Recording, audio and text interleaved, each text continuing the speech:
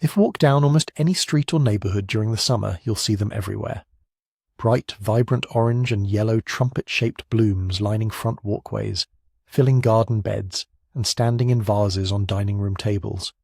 They're daylilies, and they are easily one of the most popular low-maintenance flowers around. To us, they're just a sign of summer. To dogs, they're pretty much ignored. But to a cat, a single bite of a leaf, a drop of water drunk from a vase, or even a tiny speck of pollen licked off their fur during grooming is enough to cause complete irreversible kidney failure in less than 3 days. What makes this so dangerous isn't just how toxic the plant is, it's how few people actually know about it. Emergency vet clinics treat thousands of cats every year for lily poisoning, and the overwhelming majority of owners say the exact same thing. I had no idea. To understand why this is such a huge risk, you have to look at why these flowers are everywhere. Daylilies and true lilies are landscaping royalty. They're incredibly tough. They handle winter with no problem. They barely need water, and they produce beautiful blooms continuously.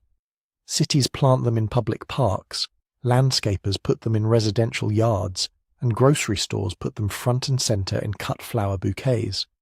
Because they are so common, we naturally assume they're harmless.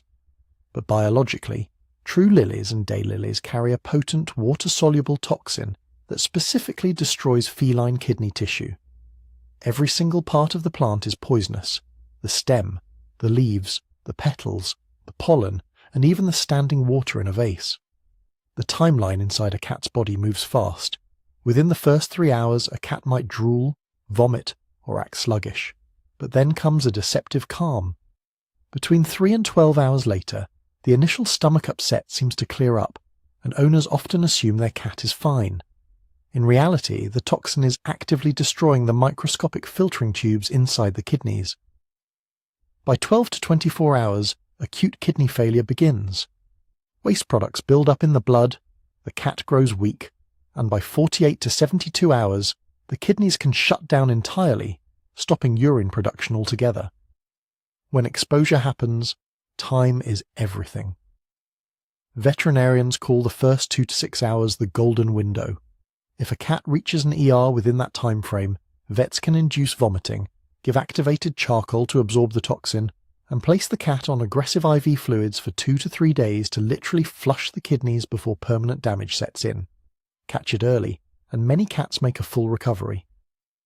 But if an owner waits a day or two to see if the cat gets better on its own, the damage becomes irreversible, and even advanced care has a very low success rate. The bigger issue here is a massive gap in awareness. Most people know chocolate and grapes are dangerous for dogs, but plant tags and grocery store bouquets almost never carry warning labels for cats. On top of that, people assume outdoor cats instinctively know what to avoid. They don't.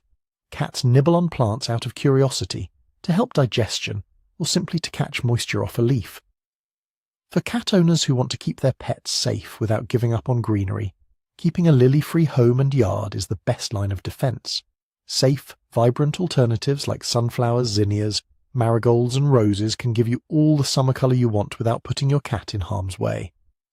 Understanding what's growing in our gardens and homes takes only a few minutes, but knowing the hidden danger of this everyday flower is often the one thing that saves a cat's life.